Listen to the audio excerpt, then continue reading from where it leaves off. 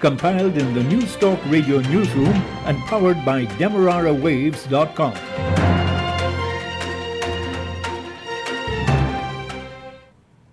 With your news at this time, I am Deanna Jordan. A very good morning to you.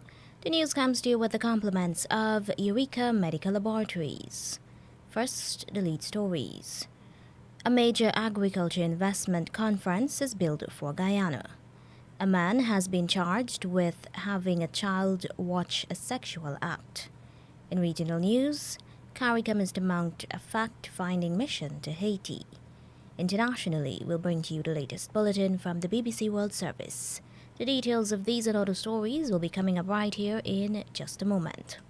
Don't let the fear of contracting the coronavirus disease deter you from seeking the medical care you need. At Eureka Labs, we ensure the safety of our clients and staff with our rigid sanitization routine. This involves the use of ultraviolet lights to effectively rid the air and all surfaces of viruses and bacteria that may be present throughout the lab daily. The light works to rapidly inactivate microorganisms through a physical process that is invisible to human eye. So the next time you need a checkup, don't hesitate to give us a call on 225-7574 to schedule your appointment. And now the news in detail. Guyana is gearing up for a major investment in agriculture conference. The conference will be held from May 19th to the 21st.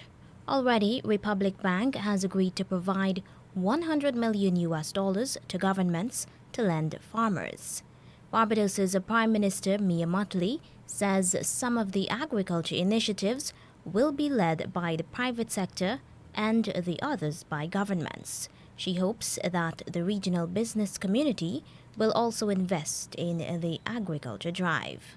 In addition, the Caribbean Private Sector Organization made a presentation looking at the poultry sector in particular and recognizing the opportunities there. So we hope that the private sector, the regional private sector, will also come to the table ready to make the decisions for investment that will allow us to achieve this target of 25 by 25. Guyana, through a joint initiative between the private sector and the government, has begun a large-scale production of soya and corn in the intermediate savannas.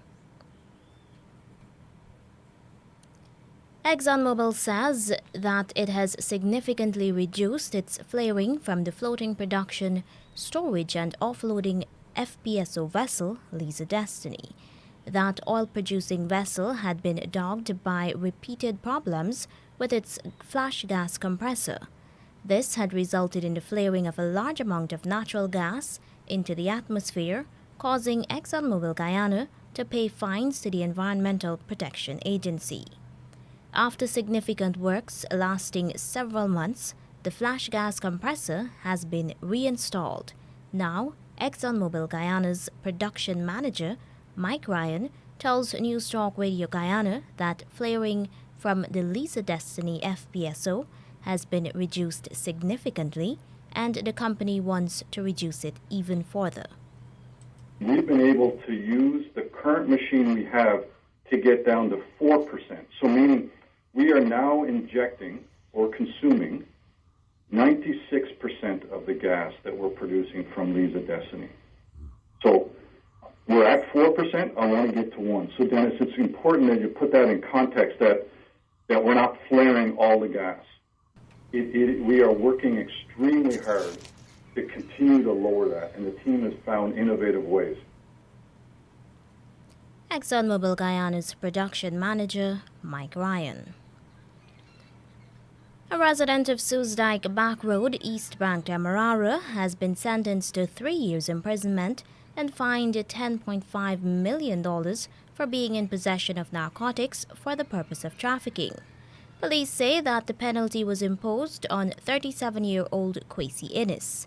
He appeared virtually at the Linden Magistrates Court before Magistrate Wanda Fortune, where the charge was read to him. He pleaded guilty.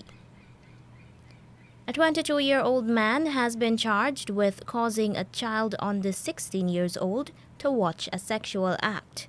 The incident occurred on December 4, 2021.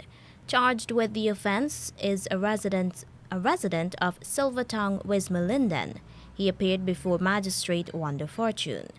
The accused was not required to plead and was placed on $75,000 bail.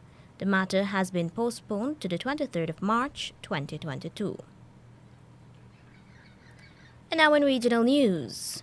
The Caribbean Community CARICOM leaders have decided to dispatch a team to Haiti in the coming weeks in an effort to resolve the worsening political situation there. This announcement was made by CARICOM chairman, Belize's Prime Minister Juan Briseno, at a news conference at the close of a midterm summit of regional leaders.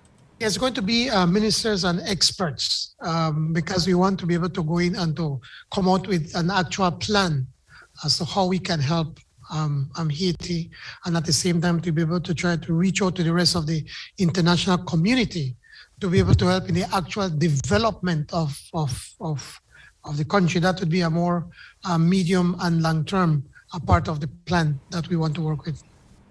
The CARICOM chairman says key issues are creating a long-term development plan and ensuring there are credible elections. We're saying that we will establish a CARICOM team to be able to visit Haiti with a view to providing support in the facilitation of dialogue. Because when there are so many different competing groups, it's important for us to be able to move forward in Haiti that we have to bring everyone around the table. We have to try to support the administration in holding credible elections. It's of no use to have an election right now and then you have a large portion of the population not accepting that. And also, as CARICOM, we want to be able to support a framework for long-term development and building democracy through technical assistance. Haiti is yet to hold long-awaited elections, and the security situation is not improving. Foreigners are being kidnapped and held for ransom. Last year, a group of Colombian mercenaries with links to the Haitian community invaded the private residence of President Jovenel Moïse and assassinated him. And now in Suriname, almost all hospitals face major problems. The National Hospital Council yesterday told the Parliamentary Standing Committee on Public Health that the hospitals do not have sufficient money to cover operational costs. Star News also reports that the committee heard that suppliers are no longer giving credit to the hospitals. The National Hospital Council also informed that hospital warehouses are often empty and skilled personnel have gone abroad. During yesterday's public meeting, the National Democratic Party faction leader, Robin Parmesar, called attention to the precarious situation in the healthcare system. He argued that there is a health crisis. More than 200 nurses have left Suriname in recent months. In Trinidad, after carefully combing through thick crude, the decomposing body of the fourth diver, Rishi Nagasar, was finally recovered during the wee hours of Thursday morning. In a statement, Paria Fuel Trading announced that the body was recovered at 12:36 a.m. The Trinidadian Guardian newspaper reports that the company said it has offered counseling support to the families and loved ones of the four divers. On Tuesday, one day after the three other divers were found, Paria began searching the line using robotic cameras. The recovery operation was described as complex. Paria said it had to be conducted with extreme care given the fact that the bodies were lodged behind diving equipment in a 30-inch pipeline 60 feet below the surface and more than 100 feet along the seabed. In the British Virgin Islands, a major police operation has led to charges against 4 persons in connection with the discovery of illicit drugs and firearms. Those charged include a Trinidadian, 31-year-old Kellon Fortune. He has been charged with 5 counts of keeping a prohibited weapon, 1 count of keeping an unlicensed firearm, and 1 count of overstaying. Mr. Fortune is to appear before the magistrate's court at the next available sitting. 2 nationals of the British Virgin Islands have been charged with unlawful possession of a controlled drug with intent to supply as a result of Tuesday's operation. And now for the international news, here's the latest bulletin coming from the BBC World Service. BBC News, hello, I'm Gareth Barlow. Russian forces have seized Ukraine's largest nuclear power station hours after a fire broke out during shelling of the complex. Ukrainian officials say the blaze at the Zaporizhzhia plant did not affect the facility's main buildings, and the fire was brought under control. The Director General of the International Atomic Energy Agency, Rafael Grossi, has said 2 security personnel were wounded, but the facilities were safe. It's important to say that all the safety systems of the 6 reactors at the plant were not affected at all, and that there has been no release of radioactive material. No release of radioactive material. Ukraine's President Volodymyr Zelensky accused Russia of resorting to what he called nuclear terror. He said only imposing a no-fly zone could guarantee that Russia wouldn't bomb nuclear infrastructure. The deputy mayor of the besieged southern Ukrainian port of Mariupol has accused Russian forces of trying to take the town using tactics seen in the Syrian city of Aleppo. Sergei Orlov said President Putin was trying to get the city to capitulate by creating a humanitarian crisis. I believe that he wants to destroy Ukraine as a nation, and Mariupol is on this way. 40 hours of continuous shelling. They shell with bombs, with rockets, with multiple launch rocket system, with everything he has. So most of the schools, hospitals, kindergartens, living spaces, they are damaged somehow. Elsewhere, shelling is also continuing in Ukraine's second city, Kharkiv, in the northeast and Chernihiv in the north. In the capital, Kyiv, explosions can be heard some 10 to 15 kilometres outside the city centre. Lise Doucette is there. There's that huge armoured convoy still poised ominously on the edge of this city, only about 20 miles away.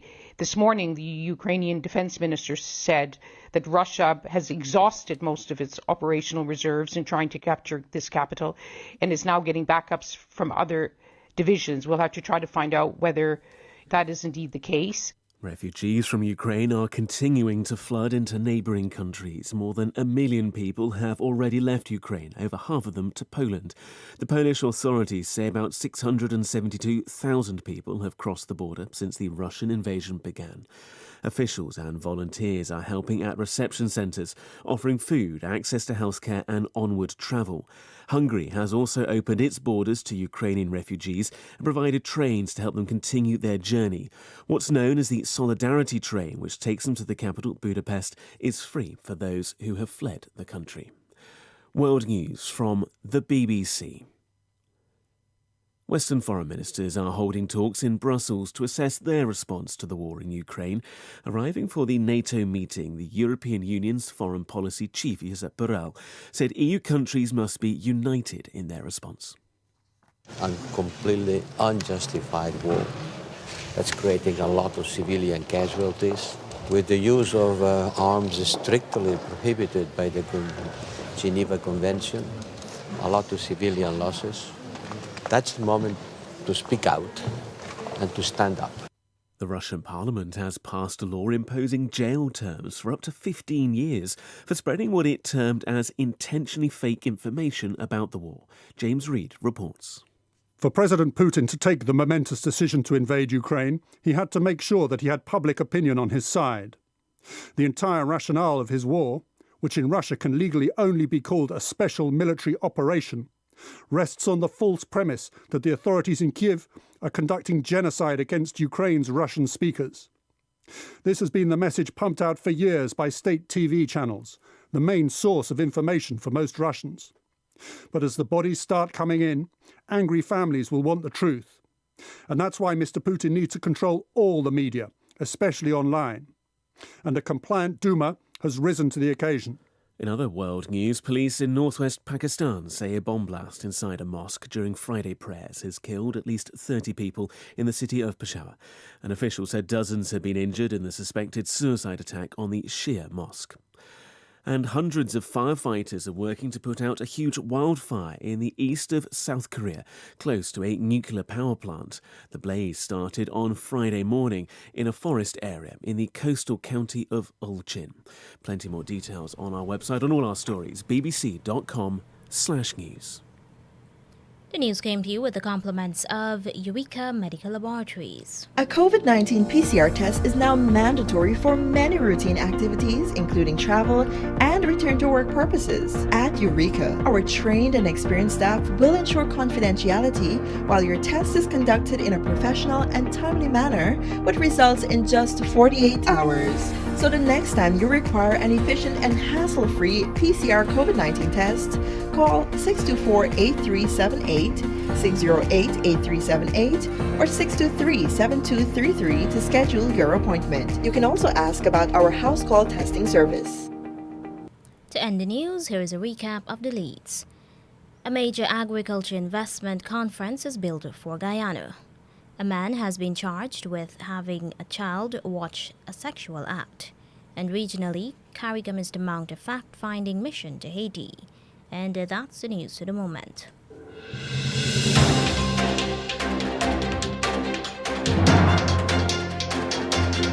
This has been the news, compiled in the News Talk Radio newsroom.